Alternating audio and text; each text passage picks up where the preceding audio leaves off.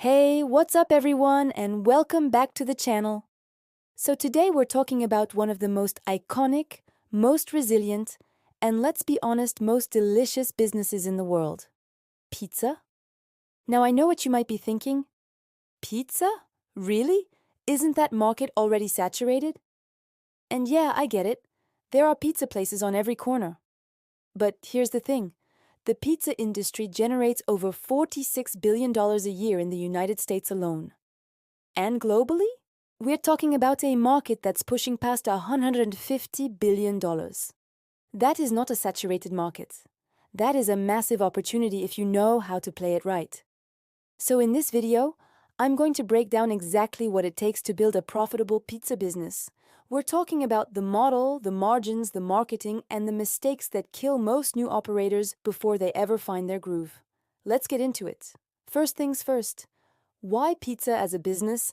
Because pizza checks almost every box you want in a food concept. Number one, it's universally loved. There's no demographic that pizza doesn't reach. Kids, adults, families, college students, corporate lunch crowds, pizza works for all of them. Number two, it travels well. Unlike a lot of food, pizza is built for delivery and takeout. And post-pandemic, delivery isn't just a feature, it's a core revenue channel. If your pizza doesn't travel well, you're leaving serious money on the table. Number three, the margins can be excellent. A well-run pizza operation can hit food costs between 25 and 32%. Some lean operators get even lower than that. When you start stacking volume on top of solid margins, the numbers get really interesting. And number four, and this one's underrated pizza, is highly customizable. That means you can differentiate. You're not stuck competing on price alone. You can compete on quality, on niche, on experience, on brand story. Think about it. Artisan Neapolitan, New York style by the slice, Detroit style deep dish, plant-based concepts, gourmet toppings. There's room to carve out a unique identity that attracts loyal customers who don't just want pizza, they want your pizza. That's where the real business lives. Now, before you do anything else, you need to decide what kind of pizza business you're actually building. Because the model you choose changes everything: your startup costs, your staffing, your margins, your marketing. Let me walk you through the main options. The first is the classic dine-in pizzeria. You've got a physical space, tables, maybe a bar, full service, or fast casual. Great for building community and brand loyalty. But your overhead is higher rent, front of house staff, longer hours. This model works best in high foot traffic areas or neighborhoods with strong local identity. The second model is delivery and takeout focused, lower overhead, faster throughput, and you can leverage third-party apps like DoorDash and Uber Eats right out of the gate. The trade-off? You're paying commission fees, usually 15 to 30% per order through those platforms. So you need to build your own direct ordering channel as fast as possible. The third model, and this one's been exploding, is the ghost kitchen, or virtual brand. You're operating out of a commercial kitchen with no storefront. Lower startup costs, lower risk, but you're 100% dependent on delivery. This is a great entry point for first-time operators who want to test the market before committing to a full location. And then there's a fourth model a lot of people overlook: mobile pizza, a wood-fired pizza trailer or truck, events, festivals, corporate catering, farmers markets.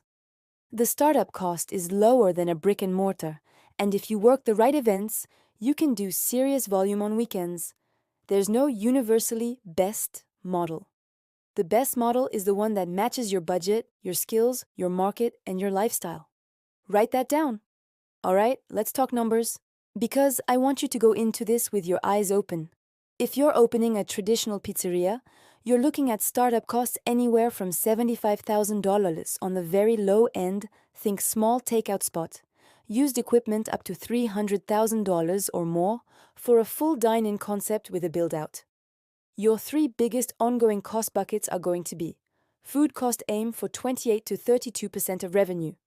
If you're above 35, something is off with your recipes, your portioning, or your purchasing. Labor cost, typically 25 to 35% for a pizzeria. If you're doing significant delivery volume, factor in driver costs or third-party fees here. Occupancy cost rent plus utilities. Ideally, you want this under 10% of revenue. If your rent is eating 15 or 20%, you're climbing uphill every single month. Add those together, and you're looking at roughly 65 to 75% of revenue going to those three buckets, which means your gross operating profit before marketing, before debt service, before paying yourself is somewhere in the 25 to 35% range. Now, here's where it gets exciting. A modest pizza operation doing $600,000 in annual revenue at a 28% operating margin is generating $168,000 in operating profit. That's a real business. And a strong urban location or well-marketed delivery operation can easily hit $800K to $1.2 million or more. But you only get there by managing those numbers obsessively every week, not every quarter. Track your food cost weekly. Track your labor daily if you can. Know your average ticket size. Know your cost per order on delivery platforms. Know your top 10 items by margin, not just by popularity. The operators who make real money in pizza aren't just great at making pizza, they're great at running a business. Here's the truth that separates the pizzerias that become institutions from the ones that close in 18 months. Brand. Not just a logo, not just a name, a genuine story. A reason for people to choose you over the place across the street. Ask yourself, what is the one thing you want to be known for? Maybe it's the sourdough crust you've been perfecting for 3 years. Maybe it's locally sourced ingredients from farms within 50 miles.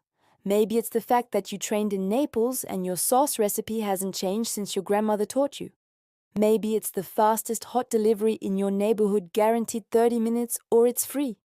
Whatever it is, own it completely. Build everything around it.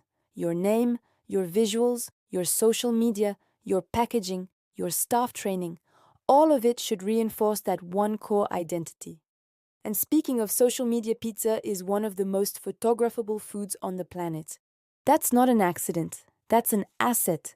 A great cheese pull, a perfectly charred crust, a stack of fresh ingredients. This stuff performs organically. You don't need a big ad budget if you're creating content that makes people stop scrolling and go, okay, I need to order that right now. Get a simple content rhythm going. Behind-the-scenes prep videos, before and after dough shots, customer reaction clips, stories about your suppliers. Consistency beats perfection every time. And don't underestimate community. Show up at local events, partner with nearby businesses, run a fundraiser for a local school. People eat where they feel connected. In a world full of chains, a genuinely local brand with personality is a massive differentiator. Let me save you some pain. Here are the mistakes I see kill pizza businesses over and over again. Mistake number 1, underpricing at launch. A lot of new operators are scared to charge what their product is worth. They price low thinking it'll bring customers in, and then they can't raise prices later without losing people. Price for sustainability from day one. A $16 artisan pizza is not expensive if it's genuinely great. Cheap pizza with thin margins is a trap. Mistake number 2, menu bloat. You don't need 40 items, you need 12 great ones. Every item you add to the menu adds complexity to your kitchen, increases your ingredient inventory, slows down your line, and raises your food cost risk. Start tight. Expand slowly and deliberately. Mistake number 3, ignoring the digital side of your business. If someone can't find you on Google, can't order directly from your website, and can't see your menu in 3 seconds, you are losing customers every single day. Get your Google business profile fully set up and managed. Respond to reviews. Build a direct ordering flow so you're not handing 25% of every order to a third-party platform forever. Mistake number 4, hiring for desperation instead of culture. In food service, one bad hire on the front line can cost you more in lost customers than you'll ever save in wages. Hire people who actually give a damn. Train them properly. Treat them well. In this industry, your staff retention is a direct reflection of your customer retention. And mistake number 5, not knowing your numbers. I already touched on this, but I cannot stress it enough. Run your P&L every month. Track your KPIs weekly. Know if you're profitable on individual delivery platforms. Ignorance is not bliss in the restaurant business, it's bankruptcy. Okay, so let's say you've done it. You've opened your pizza business, you've nailed your product, your brand is connecting, and you're profitable. What's next? Scaling. And there are a few ways to do it. You can open a second location, but only once your first location is running smoothly without you being there every day. If you're the linchpin of operations, you're not ready to scale. You need systems, you need managers, you need documented processes that work without you. You can build a commissary or central kitchen and supply multiple ghost kitchen locations or catering operations from one production hub. This is a capital-efficient way to grow volume without multiplying your overhead. You can franchise. If your brand is strong and your systems are tight, franchising lets other operators pay you to grow your brand.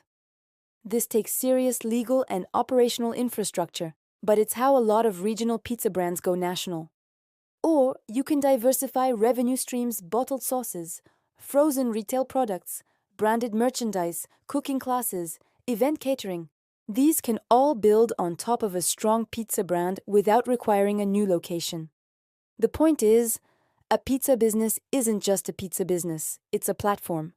And the most successful operators think about it that way from the very beginning. Look, I genuinely believe that pizza is one of the best businesses you can build right now. The demand is there, the margins are there, the brand opportunities are there. What it takes is the right knowledge, the right mindset, and the willingness to do the work consistently. That's exactly what we talk about on this channel: real strategies for building real food businesses. No fluff, no hype, just the stuff that actually works. So if you found value in this video, and I really hope you did, here's what I want you to do right now. Hit that subscribe button. Seriously, don't just watch and bounce. Subscribe, turn on notifications, and join the community of food entrepreneurs we're building here. Every week, I put out content designed to help you build, grow, and scale your food business, and you do not want to miss it. And if you're already thinking seriously about starting a pizza business or taking your current operation to the next level, drop a comment below. Tell me where you're at. Tell me what your concept is. I read every single comment, and I want to hear about what you're building. The best time to start was 5 years ago.